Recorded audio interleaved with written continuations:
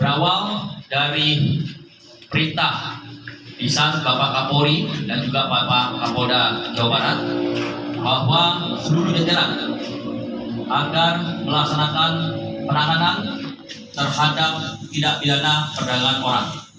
Selanjutnya, kami dari Polres Indramayu sejak mendapatkan perintah dari Bapak Kapolri dan Bapak Kapolda Jabar pada hari Senin tanggal 5 Juni 2023.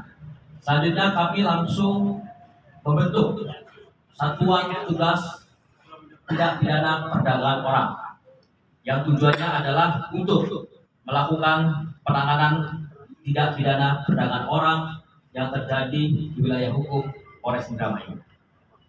Di mana Satgas TPPO ini terdiri dari beberapa subsatgas di masing-masing bidang.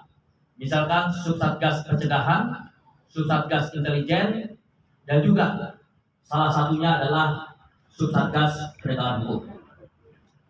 Dan tidak lama dari pembentukan Satgas tersebut, Subsatgas Penegakan Hukum berhasil melakukan penyidikan dan penangkapan terhadap tersangka yang melakukan tindak pidana perdagangan orang, di mana hasil dari pemeriksaan dan juga keterangan tersangka dan juga hasil pemeriksaan korban dan juga keterangan korban diperoleh kronologi sebagai berikut, yaitu bahwa korban atas nama inisial D pada waktu itu melihat postingan di salah satu media sosial, kita sebut saja Facebook, dengan atas nama akun Facebook tersebut yaitu bernama mamahnya Hanafata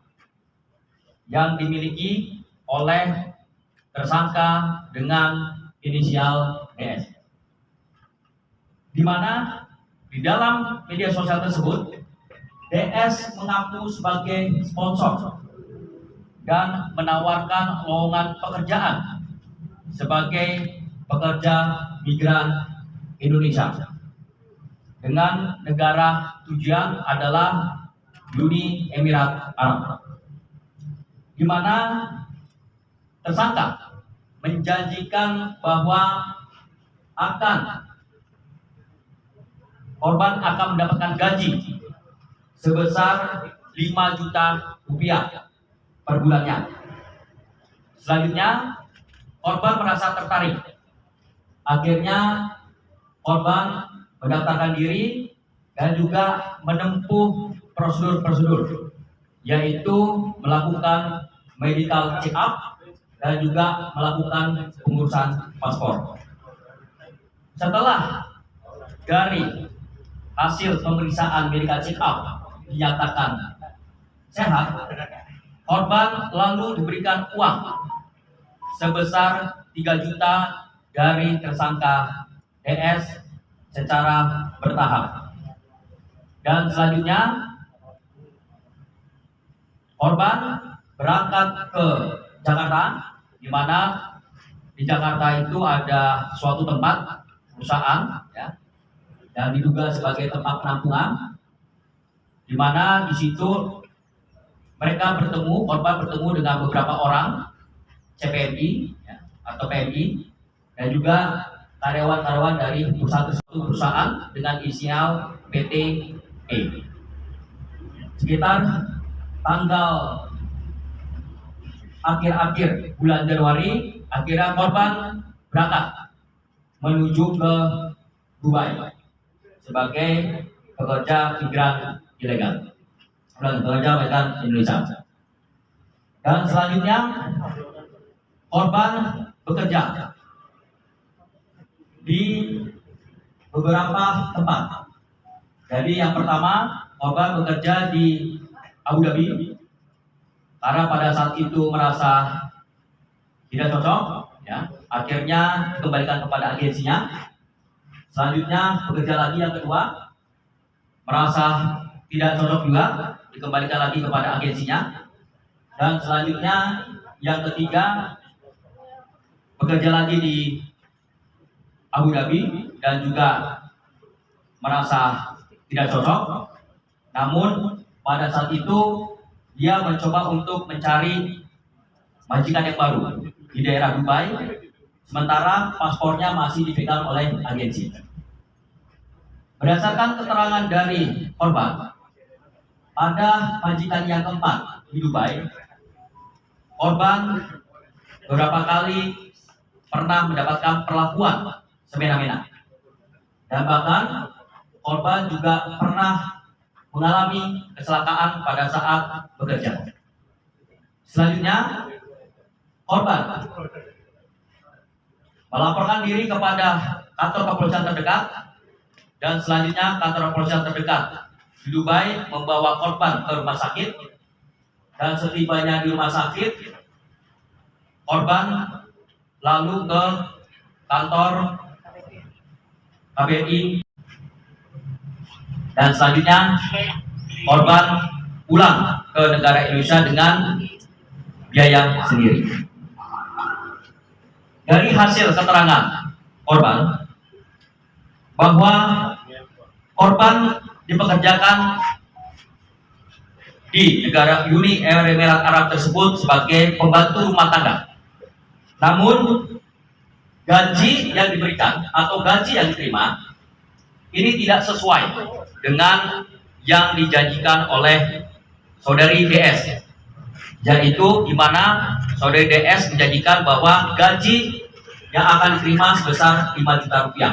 Namun korban hanya menerima gaji 1.200 dirham atau apabila dirupiahkan sebesar 4.500.000 rupiah sampai dengan 5 juta rupiah selama 3 bulan. Sekali lagi, selama 3 bulan. Jadi yang ada berada di rumah ES, ya, di beberapa paspor, berapa paspor? Ada beberapa paspor ya kita lakukan. Ini nanti akan kita dalami juga terkait masalah paspor ini, dan juga ada alat komunikasi tentunya dari para tersangka. Dan juga perlu kami sampaikan bahwa pada saat bekerja di Dubai, korban mengalami kecelakaan dan mengalami patulan kiri.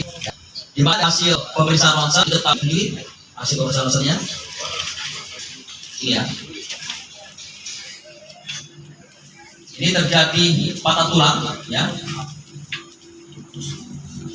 Dan korban dilakukan operasi setibanya di Indonesia di rumah sakit RSUD Kabupaten Indramayu. Demikian rekan-rekan sekalian, terima kasih. Saya kiri, wassalamualaikum warahmatullahi wabarakatuh.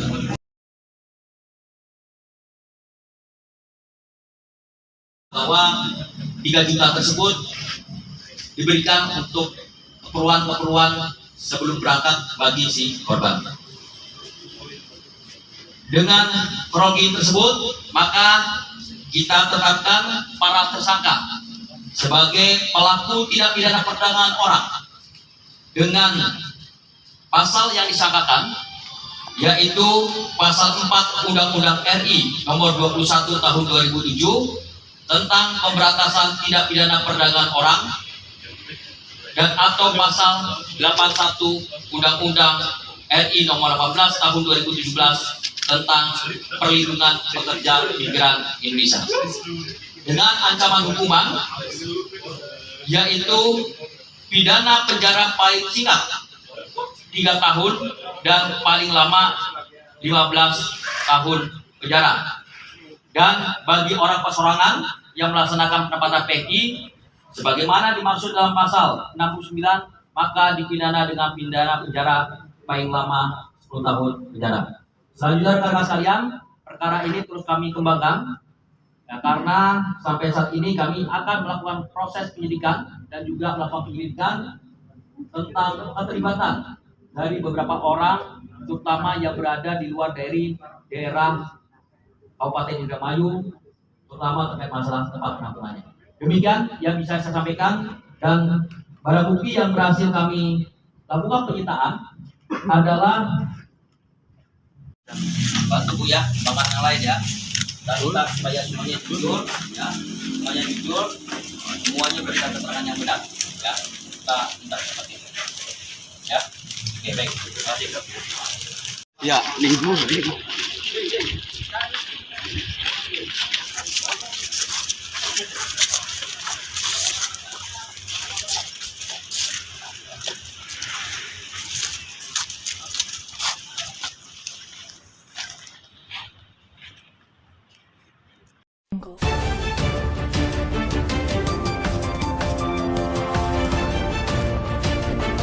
Telemar, Canal 23, presenta su noticiero estelar, Notimar al Día.